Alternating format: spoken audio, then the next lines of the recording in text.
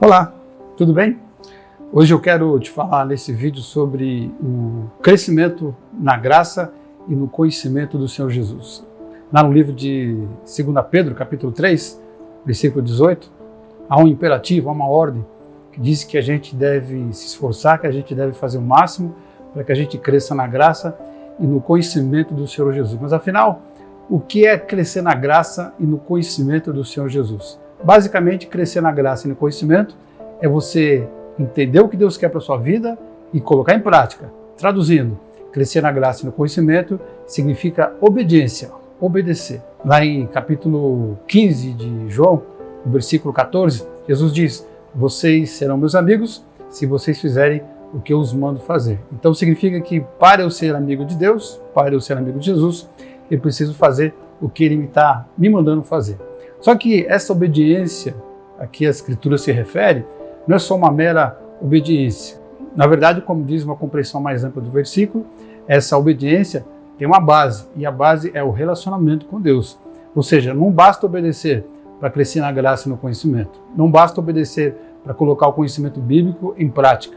Na verdade, é preciso obedecer como consequência de um relacionamento com Deus. Vocês são meus amigos se fizerem o que eu vos mando. Então a gente faz o que Jesus manda porque a gente é amigo dele. Como disse um teólogo chamado Dietrich Bonhoeffer, num livro chamado Discipulado, ele diz que é exatamente na obediência que se dá a promessa da comunhão com Jesus. Quer dizer, para eu ter comunhão com Deus, para eu ter relacionamento com Deus, eu preciso obedecer. E para obedecer, eu preciso ter comunhão. Mas crescer na graça e no conhecimento não é só obediência. E não é só obediência como consequência da comunhão. Na verdade, é obedecer como consequência da comunhão, do relacionamento, da intimidade com Deus, mas não é obedecer só uma vez, mas é obedecer de forma gradativa e de forma paulatina. Veja só o que diz o livro de 1 Pedro, capítulo 2, versículo 2. Diz assim: desejai ardentemente, como crianças recém-nascidas, o leite espiritual, para que por ele vos seja dado crescimento para a salvação. Em outras palavras, a gente precisa ter o sentimento, o desejo, a vontade, a intenção e a ação de crescer constantemente, de crescer gradativamente, de crescer paulatinamente, ou seja, aos poucos, né? A obediência não é uma coisa que você faz e depois não faz mais. A obediência do conhecimento da graça do Senhor Jesus é aquela obediência que a gente faz porque a gente tem relacionamento com Ele, que a gente faz porque a gente está obedecendo à voz de Deus, mas a gente faz não só uma vez, a gente faz de forma gradativa e de forma paulatina. A Bíblia diz ainda que essa obediência ela não pode ser pontual, ela tem que ser também crescente, o que significa que uma vez que você obedeceu uma vez no passado, tem que obedecer hoje e tem que continuar obedecendo no futuro. Se hoje você aprendeu alguma coisa sobre Deus e você entende que tem que mudar o seu comportamento, você muda o seu comportamento. Mas não pode estar parado só no dia de hoje, só uma vez. Se amanhã você obtiver um segundo ensinamento, um segundo conhecimento da parte de Deus, amanhã você tem que colocar em prática também. E se depois de amanhã acontecer a mesma coisa, você tem que voltar a colocar em prática de novo. E se daqui a um ano você aprender mais alguma coisa, tem que continuar colocando em prática. Ou seja, essa obediência é um ad contínuo, quer dizer, é uma obediência continuada. Devemos obedecer a Deus continuamente para podermos crescer na graça e no conhecimento do Senhor Jesus. Lá em João capítulo 14, versículo 21, Jesus diz o seguinte: aquele que tem os meus mandamentos e os guarda, este é o que me ama. Ou seja, se eu tenho os mandamentos de Jesus, se eu entendo o que Ele está dizendo e eu obedeço, então eu estou amando Jesus. Em João capítulo 15, verso 10, ele diz: se vocês guardarem os meus mandamentos, permanecerão no meu amor. Então, se eu amo a Jesus e quero permanecer no amor dele, eu preciso guardar os mandamentos dele constantemente, assim como ele guardou os mandamentos do Pai constantemente e permanecer no seu amor. Em resumo, se eu pudesse escrever uma frase e que dissesse o que é crescer na graça e no conhecimento do Senhor Jesus, eu diria que é o exercício das verdades absolutas de Deus. Aquelas verdades que eu aprendo, que eu depreendo, que eu tiro da Escritura Sagrada, das Escrituras Sagradas, mas faço isso, eu tenho essa prática como consequência de um relacionamento com Ele. Um relacionamento não de preço, de pagamento, eu faço e Ele me abençoa e vice-versa, não. Baseado num relacionamento gracioso com Ele. Mas isso feito de forma regular, de forma crescente e de forma permanente por toda a vida. Se eu aprendo que eu preciso ser bondoso, amanhã eu preciso aprender que eu tenho que ser gentil, e depois de amanhã eu preciso aprender a amar. Ou seja, é paulatino, é constante e é permanente, é pelo resto da vida. Agora, eu preciso te falar sobre as áreas da vida da gente em que esse conhecimento da Bíblia, para que a gente possa crescer na graça e no conhecimento do Senhor Jesus, deve ser praticado. Na verdade, são todas as áreas. E eu vou tentar citar aqui meio que uma por uma para você ter uma ideia bem clara do que é que eu estou te falando. No livro de Tessalonicenses, 1 Tessalonicenses, capítulo 5, verso 23, a Bíblia diz que todo o nosso corpo, alma e espírito, não com a ideia de separar o nosso ser em três partes, não, mas que todos os aspectos da nossa vida precisam serem conservados plenamente irrepreensíveis, ou seja, a gente precisa obedecer a Deus em todas as áreas da nossa vida. Eu quero começar te falando sobre a nossa área emocional. Por exemplo, a gente sabe já há muito tempo de que a gente precisa liberar perdão. E a condição da gente ser perdoado, Jesus colocou como condição sine qua non. Se a gente não perdoa, então Deus também não consegue nos perdoar. Então a gente sabe disso. Mas para que esse conhecimento seja pleno, seja completo, para que a gente obedeça a Deus em tudo, por exemplo, na área emocional, não basta só liberar o perdão. Além disso, a gente precisa ir um passo além, precisa crescer na graça e no conhecimento, precisa descobrir outros mandamentos ligados com essa área. Por exemplo, 1 Coríntios capítulo 13, versículo 5, diz que o amor não se ressente do mal. Em outras palavras, quem ama não guarda ressentimento, não guarda mágoa. Então, não adianta você só declarar o seu perdão se depois você continua guardando o ressentimento daquela pessoa. Na prática, você não perdoou. Outro exemplo, vamos pegar na nossa área sentimental. A gente sabe pela Bíblia que a gente não pode agir dominado por nada, muito menos pela paixão. Paulo já disse várias vezes, tudo me é lícito, mas nem tudo me é lícito, mas em tudo me convém. Tudo me é lícito, mas não me deixaria dominar por uma dessas coisas que eu posso praticar. Ok, a gente sabe disso, a gente não deve ser dominado por nada. E se a gente está apaixonado por alguém, por exemplo, a gente não pode se deixar dominar pela paixão, embora a paixão seja uma coisa agradável no primeiro momento. Então por isso a gente não pode deixar que ela nos domine. Ok, você tem um relacionamento, você ama aquela pessoa, está apaixonada, mas você tem um controle, não deixa se dominar. Mas não basta isso. A Bíblia também diz que a gente precisa estabelecer limites nos nossos relacionamentos. Tem um texto curioso lá de Provérbios, capítulo 19, versículo 19 também, que diz que se alguém faz uma coisa ruim e está perto de você, você tem que deixar aquela pessoa arcar com as consequências, para que depois ela não volte a fazer a mesma coisa. Traduzindo, se alguém está te fazendo alguma coisa que está te prejudicando, você tem que isolar essa pessoa para que ela sofra as consequências, para que ela seja corrigida e não volte a fazer. Esse é o famoso princípio do limite. Então, na vida sentimental, para que você possa praticar de forma efetiva todo o conhecimento que vai fazer você crescer na graça e no conhecimento, você precisa também aprender a estabelecer limites. Já que está falando de vida sentimental, vamos falar de vida sexual. A gente sabe, por exemplo, que as nossas roupas, a maneira com que a gente se traja, tem que ser adequado com o ambiente onde a gente se encontra. Óbvio, você não vai para a praia de terno, e você não vai para o casamento de biquíni, de sunga, obviamente, né? Então a gente sabe disso. Só que os princípios da Bíblia que regem a nossa vida sexual vão muito além do que a maneira com que a gente se veste, muito mais do que isso. Então, por exemplo, lá em 1 Tessalonicenses capítulo 4, no versículo 4, diz lá que cada um de nós tem que saber possuir, gerenciar com sabedoria, com santidade, com honra o nosso corpo. Isso significa que para a gente crescer na graça e no conhecimento, a gente precisa obedecer esse conhecimento da questão da roupa, mas muito mais do que isso. A gente precisa seguir o conhecimento, a orientação de que o nosso corpo é a morada do Espírito Santo, é o templo do Espírito Santo. E como tal, a gente tem que ter reservas sexuais, tem que saber lidar adequadamente com a nossa vida sexual. Falando agora de um exemplo dos nossos relacionamentos sociais, a gente sabe, por exemplo, que a gente tem que ficar longe da bebida alcoólica, por exemplo. Você não vai querer beber e depois você bêbado, causar problema para outras pessoas, causar constrangimento. A gente sabe que a gente não bebe por vários motivos. Um deles é para a gente não causar problema nos nossos relacionamentos sociais, causar vergonha, constrangimento, causar embaraço ou até mesmo prejuízo para a gente e para as pessoas que estão ao nosso redor. Ok, a gente sabe disso. Então, na nossa vida social, a gente tem esse cuidado. Ok, muito bem. Só que para a gente ter uma vida social baseado naquilo que a palavra diz, em todos os aspectos do que a palavra diz sobre o nosso convívio social, a gente precisa ir muito além do que deixar de fazer algumas coisas, como por exemplo beber de forma desordenada. Lá em Efésios capítulo 4, versículo 29, por exemplo, diz que da nossa boca não deve sair nenhuma palavra torpe, traduzindo, nenhuma palavra estragada. E o que é uma palavra torpe? O que é uma palavra estragada? É aquela que causa mal às pessoas que a ouvem. É uma palavra que causa mal até mesmo para a gente, se por acaso ela sair da nossa boca. Então, para a gente viver bem em sociedade, não basta eu não beber para não ficar bêbado e criar problema, seja para quem for.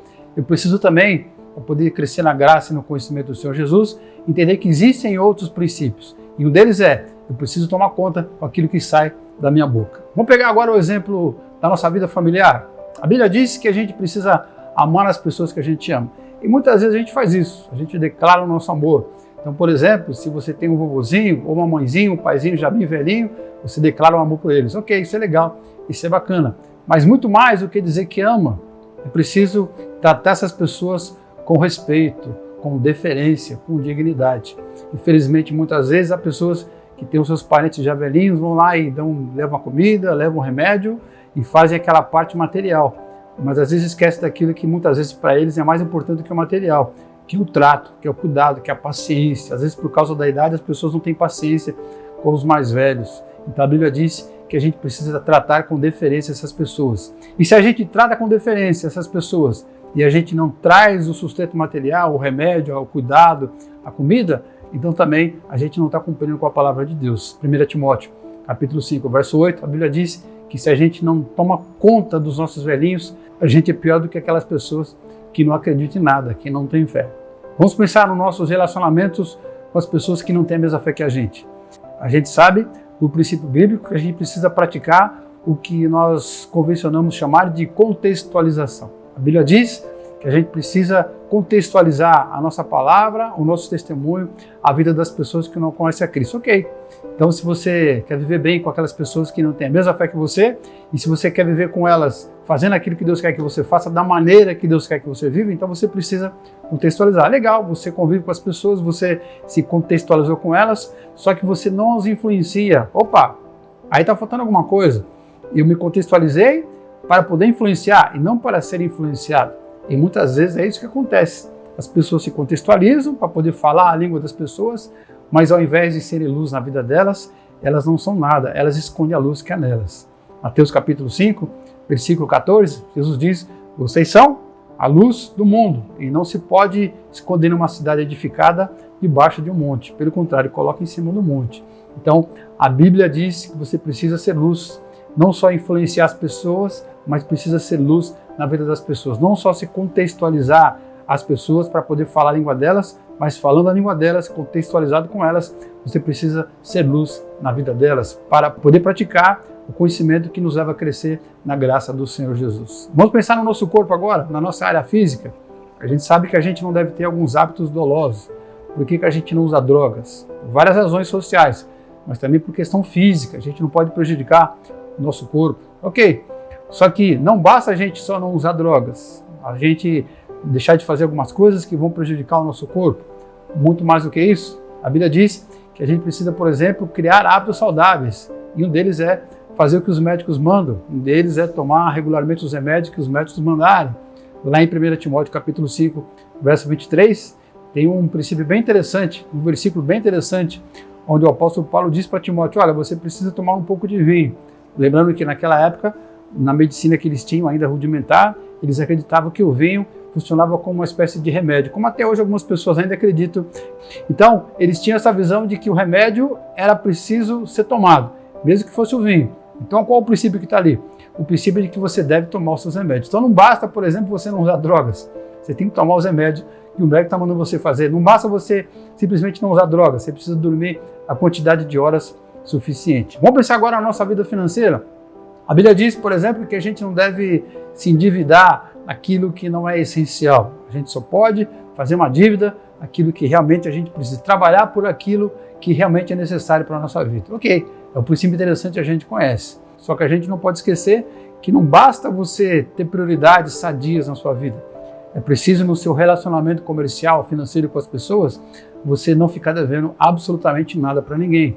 Romanos capítulo 13, versículo 8 é bem claro, diz assim, vocês não devem ficar devendo nada para ninguém, a não ser o amor que vocês têm que amar uns aos outros. Vamos pensar agora na nossa vida profissional e por extensão na nossa vida acadêmica. A gente sabe também por princípio bíblico que a gente precisa ser honesto, que a gente não pode mentir nos nossos relacionamentos profissionais e acadêmicos. Você não mente lá no trabalho para poder exercer o seu trabalho. Você não pode fazer, você não pode mentir na faculdade, copiando algum trabalho do outro ou fraudando uma prova, coisa do tipo. A gente sabe disso. Só que para você ser um bom profissional, um bom estudante, não basta apenas ser honesto para você crescer na graça e no conhecimento. Porque o conhecimento é mais do que só ser honesto.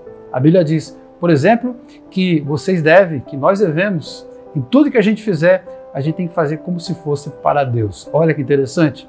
Colossenses, capítulo 3, versículo 23. Tudo quando vocês fizerem, façam de coração, como para o Senhor, e não para seres humanos, e não para homens. Pensando agora um pouco, quase acabando essa lista enorme, vamos pensar agora na nossa vida de igreja, na nossa vida eclesiástica. A gente sabe também já há muito tempo de que todo cristão precisa frequentar os cultos da igreja, precisa frequentar as reuniões da sua igreja.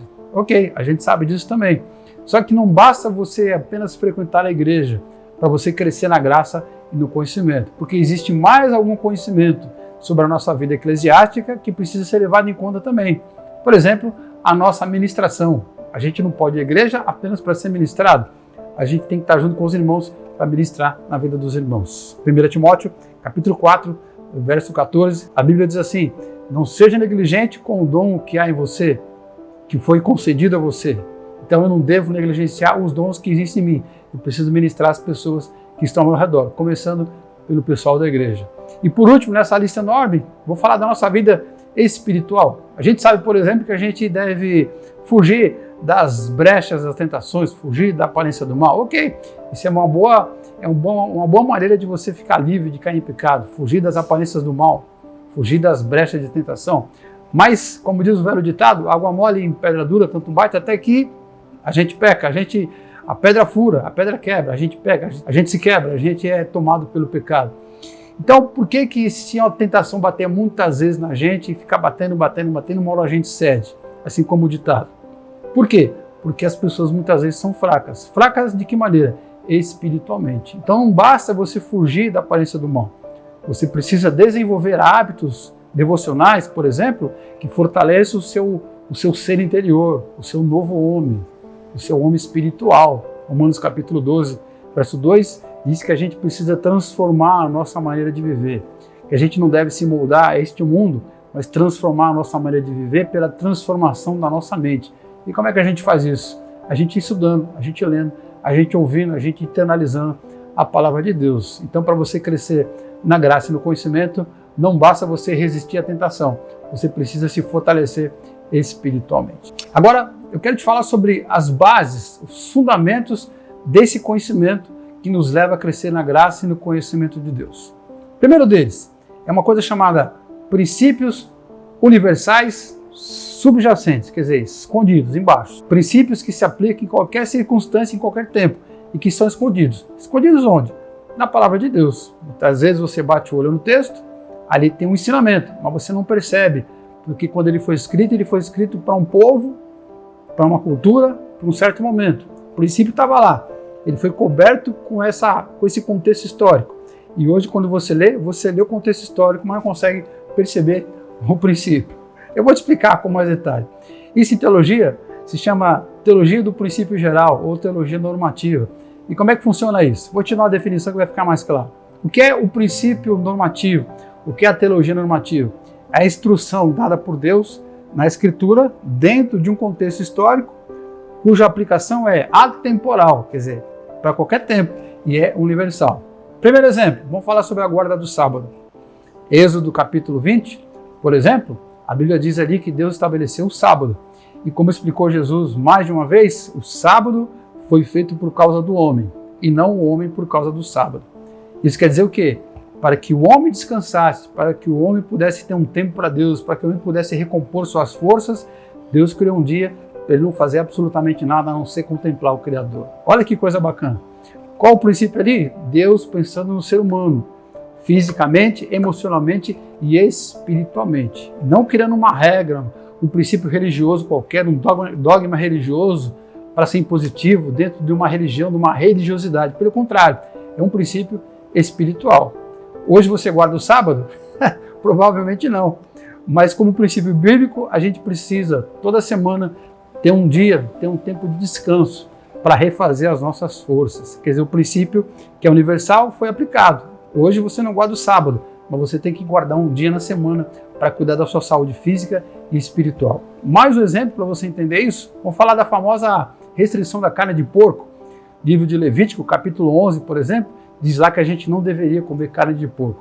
Claro, no deserto, a água bem escassa, criar porco não me parece uma boa ideia. Então, se eles criassem porcos, naquela circunstância, provavelmente ficariam doentes. Se hoje, até hoje, para você comer carne de porco tem que ter algum cuidado, imagina naquele tempo, naquele contexto. Então, qual é o princípio que estava ali? Quando você lê esse trecho da Bíblia, que princípio você tira? De que você deve evitar todo tipo de carne de porco? Torresmo, feijoada e etc? Não.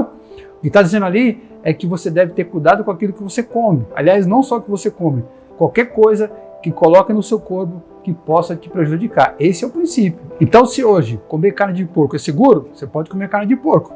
Mas se hoje, por exemplo, houver uma pandemia de vaca louca, de doença da vaca louca, e comer carne de vaca fique perigoso, então a gente vai aplicar o princípio não comendo a carne de vaca. Eu acho que você entendeu.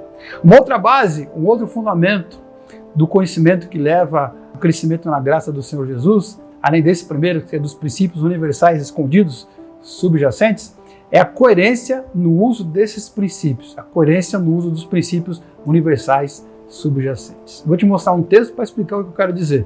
Mateus capítulo 23, versículo 23. Jesus disse para os religiosos o seguinte: olha, vocês são hipócritas. Por quê? Porque vocês não dizem até do mato que nasce no quintal. Se lá nasce uma plantinha, um pezinho de hortelã, de endo, de cominho, que é uma erva, vocês vão lá, fazem um cálculo e dão o dízimo lá no templo, lá na sinagoga. Vocês fazem isso não está errado, vocês deveriam fazer isso, diz Jesus lá no versículo. Só que vocês fazem isso, que é uma coisa menor, e esquecem de algo maior, a justiça, a misericórdia e a fé, por exemplo. O que eles faziam de errado a ponto de Jesus chamá-los de hipócrita? Eles praticavam alguns princípios, mas ignoravam completamente outros princípios. Então, a base, o fundamento, o segundo fundamento do conhecimento que leva ao crescimento da graça do Senhor Jesus é você ser coerente na aplicação, no uso desses princípios. Você tem que usar um e usar o outro e usar um. A Bíblia diz que a gente tem que tomar cuidado com esse tipo de situação, porque senão a gente pode ser prejudicado e se tornar hipócrita. Alguém disse no livro chamado O Impostor que Vive em Mim, que o maior pecado é perder o senso do pecado.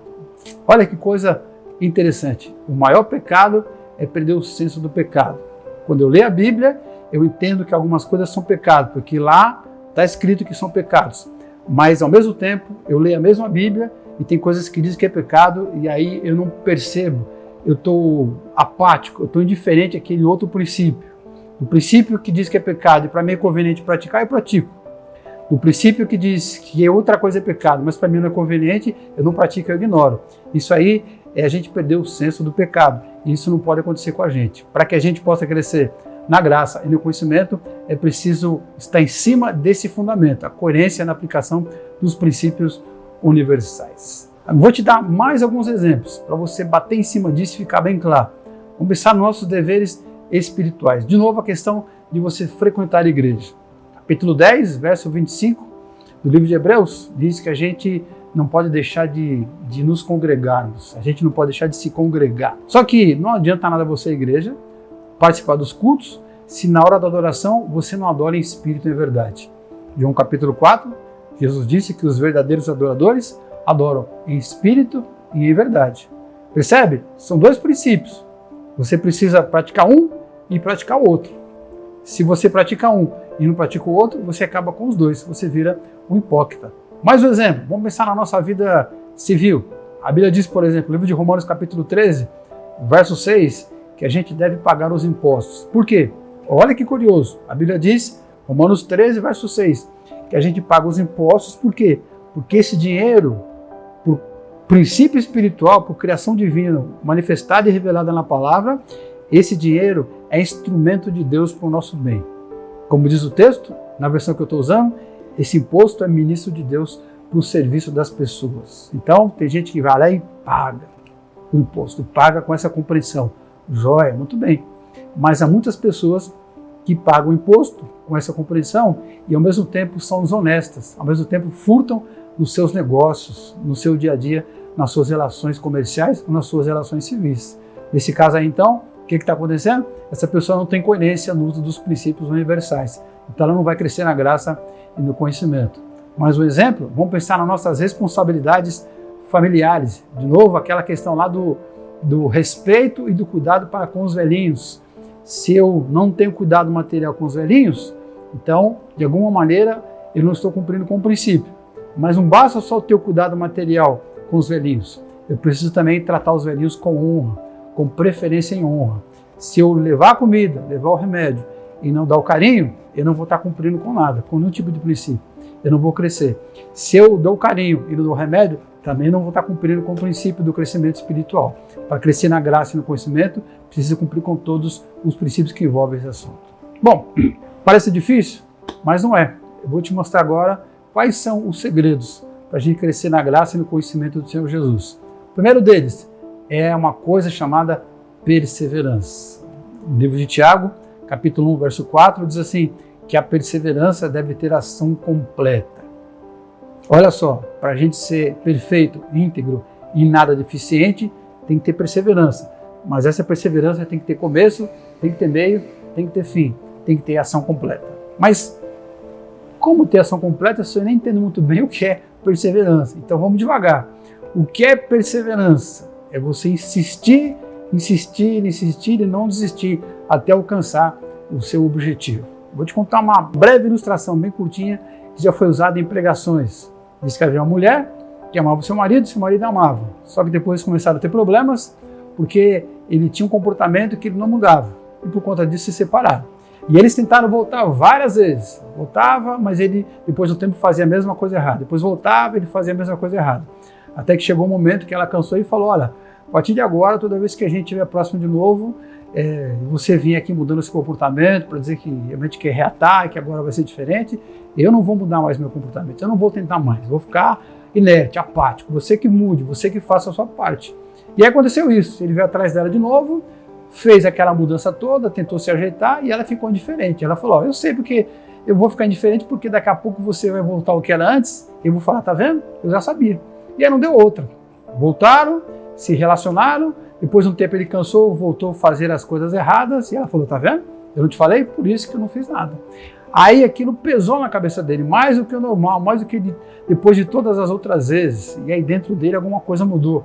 Ele falou, então agora eu vou mudar de verdade, vou mudar de forma definitiva. Eu vou fazer o que eu tenho que fazer e vou perseverar até eu conseguir vencer essa barreira que existe e reatar o meu casamento. Ele fez isso, e ficou, e mudou o comportamento, e ela só observando, quase que torcendo para ele fazer a coisa errada. Ela fala, tá vendo, eu te falei, eu sabia, e ficou, e insistiu, e ela só observando.